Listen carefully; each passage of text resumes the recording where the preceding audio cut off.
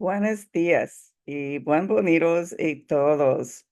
Good morning and welcome, everyone.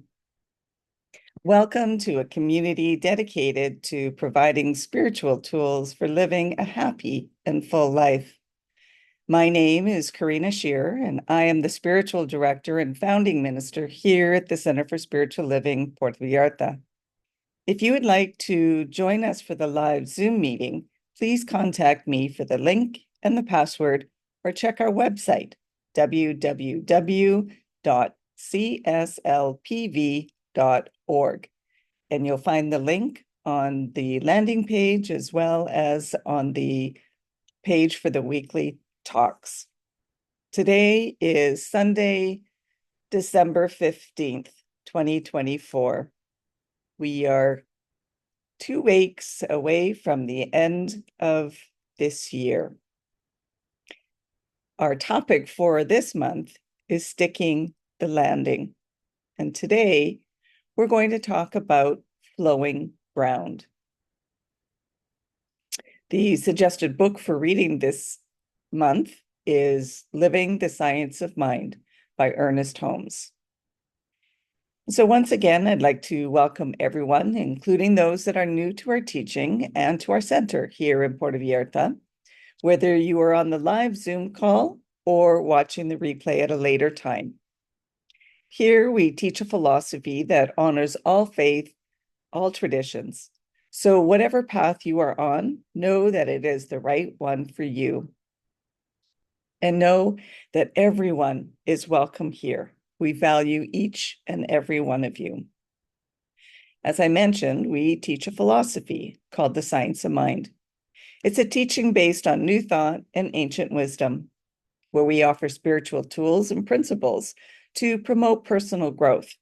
And we honor diversity in all aspects so that we can see and appreciate the great oneness that already exists everywhere and within everyone. When Dr. Ernest Holmes was asked to provide a concise definition of the Science of Mind teaching, he had replied that it is a correlation of laws of science, opinions of philosophy, and revelations of religion applied to human needs and aspirations. So let's together review our purpose, vision, and mission statements. We have a grand purpose here each week, and that is to awaken and celebrate diversity and to love and serve our community. We do this by means of our vision, creating the life you desire. And this is supported by our mission to provide spiritual tools for personal growth and transformation. And more on all of these can be found on our website on its own drop-down title. So if you want to know more, check out our website.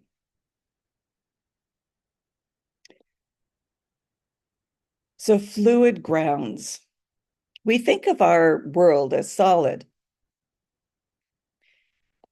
And that I'm reminded of that when I walk into the edge of the coffee table or stub my toe on the corner of the chair. But Dr. Ernest Holmes reminds us that we are dealing with a fluid force, a fluent force. And we can learn to flow with liquid law and not be stopped by appearances of solidity. It takes a shift of consciousness and a grounding in truth principles to look solid facts in the eye and say, you are not so real after all. Just as we have come to understand that thoughts are things, we also become aware that things are thoughts in form. Change the thoughts, change the things. Dr. Ernest Holmes said this: in dealing with this subtle power of mind and spirit, we are dealing with a fluent force. It is forever taking form and forever deserting the form which it has taken.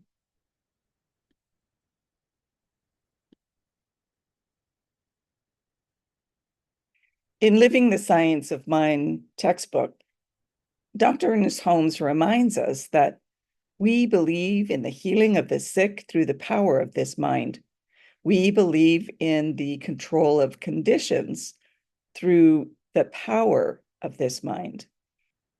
Whether it's a personal misalignment within our individual body or a global misalignment within the world body, the infinite presence is greater than the appearances. We tap into this infinite presence by making ourselves available to it with the tools of meditation, visioning, and spiritual mind treatment. Ernest Holmes said, "A practitioner of this science should not be confused over any given form, but should know that any form which is not of the original harmony is subject to change." Yes, everything changes. And any geologist or quantum physicist or religious scientist will tell you the ground is not as solid as we think it is. And if you live in an earthquake zone like I do here on the West Coast, you'll have had direct experience with this. The ground is constantly shifting. The same is true of the ground of appearances that seems so solid. There's an old saying, well, an excuse really, that that's just the way it is. Some things will never change, but everything changes. That's the fluid process of the universe. Things erode, shift, and change their form all the time, just like the caterpillar transforming to the beautiful butterfly. As we become more conscious, both individually and collectively, we can consciously co-create the direction of change. We can break free of old paradigms, old structures, and create something new and more harmonious with the nature of life. Ernest Holmes reminds us, when we clear the consciousness, that is, the whole mental life, both conscious and subjective, of discord, we are automatically healed. Healing comes from the spiritual realization, whether the healing of the individual body or the global body. It does no good to fight with appearances. That simply affirms our belief in their reality and adds power to them. For every action, there's an equal and opposite reaction. And many people have told me lately that my face appears very red. Well, it is. I'm currently under the care of a dermatologist to repair the sun damage on my skin, and I'm using a medicated cream.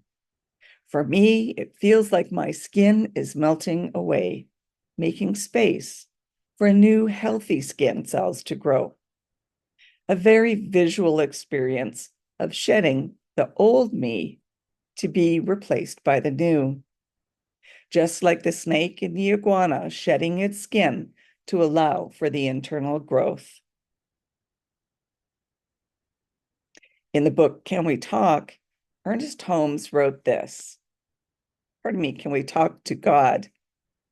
He said, if we seek to combat evil, we should be careful that we do not make the evil real.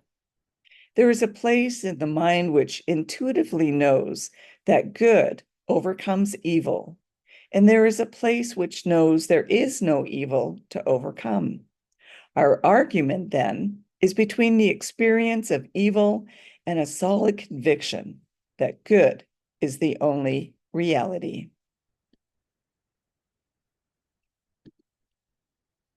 Philosopher and inventor Buckminster Fuller said this: "You never change things by fighting the existing reality. To change something, build a new model that makes the existing model obsolete." When we stop fighting the existing condition, whether our own or the world's, and shift our attention to asking the question, what needs to happen here instead? We can then open up to the infinite intelligence of spirit. Spirit is continually seeking to express its nature through us. Visioning is a great way of listening within to this question. People spend time being anti this and resisting that. But it's important to say no to what we don't want to continue. But no is just the starting point. Ernest invited us to be people who are for something and against nothing. Emma Curtis Hopkins used the idea of denials, saying no to what we don't want. But that's used together with naming our good, what we do want, and using affirmative statements to move our thinking in the direction that we do want to go. When we stand for a new way of being, a new vision, we start building a new model which makes the old way obsolete. Then the solidness of just the way it is begins to move and dissolve. There's a story in the Book of Illusions, The Adventures of a Reluctant Messiah. Author Richard Bach tells the story of Donald Simoda, the reluctant Messiah. Donald has just walked out onto a lake saying, "Look, the water can be solid or not." How quickly we get used to miracles. In less than a minute, I began to think that walking on water is possible. It's nature. Well, so what? But if the water is solid now, how can we drink it? Simoda replies, "Same way we walk on it, Richard. It isn't solid, and it isn't liquid. You and I decide what it's going to be for us." In a few moments, Richard asks the question, if we can walk on water and breathe it, drink it, why can't we do the same for land? Simoda replies by walking off the lake onto the shore. When his feet touched the ground, the sand and the grass at the edge, he began to sink until, with a few slow steps, he was up to his shoulders in dirt and grass. It was as though the pond had suddenly become an island and the land had turned into sea. The Messiah's handbook read, "The world is your exercise book, the pages on which you do your sums. It is not reality, although you can express reality there if you wish. You are also free to write nonsense or lies or tear out the pages." In the Sermon by the Sea, Holmes wrote this, "Find me one person who is for something and against nothing, who is redeemed enough not to condemn others out of the burden of their soul, and I will find another Savior, another Jesus, and an exalted human being."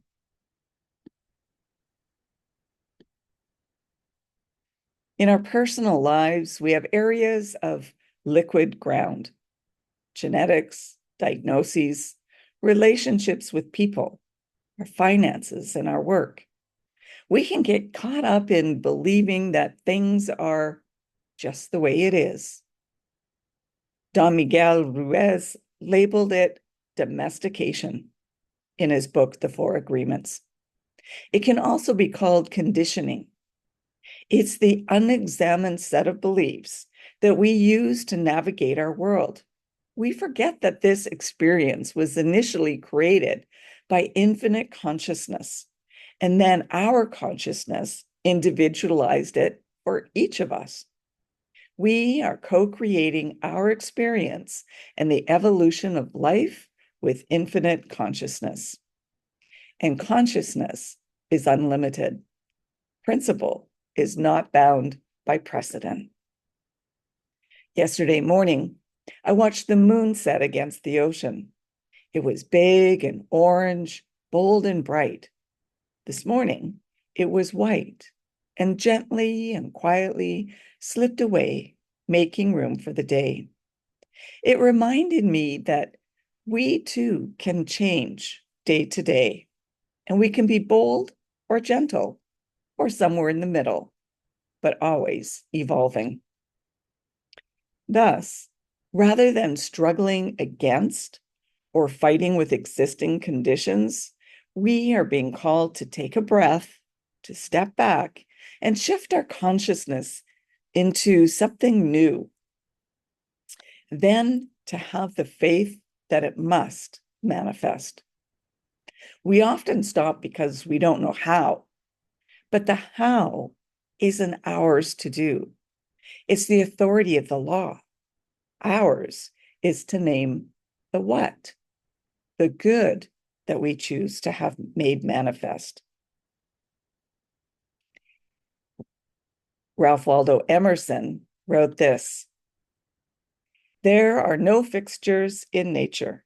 The universe is fluid and volatile. Permanence is but a word of degrees. Our world, seen by God, is a transparent law, not a mass of facts. The law dissolves the fact and holds it fluid."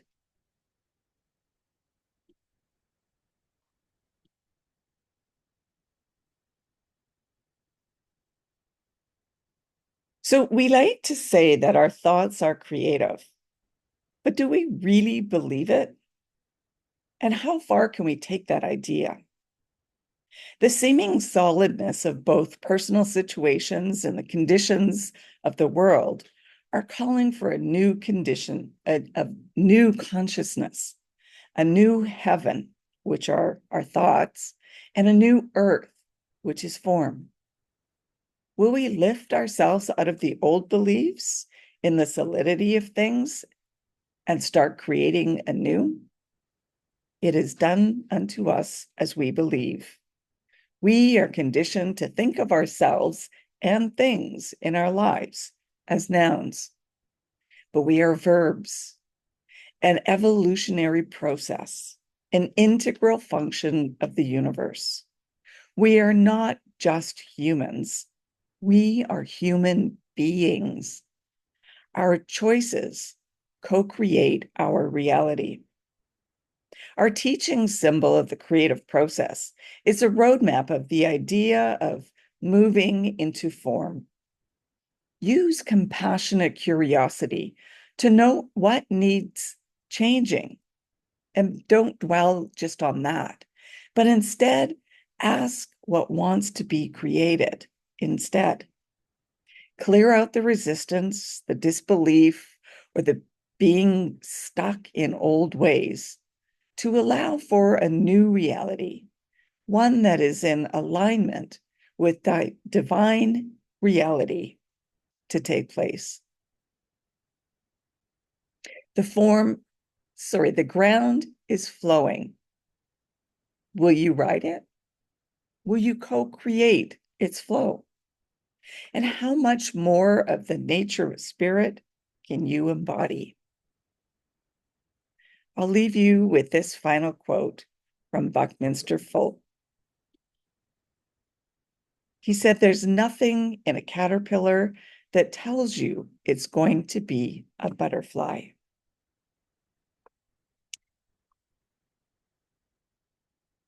And that leads us to our affirmation for the week. I swim in the flow of consciousness, sowing good wherever I go.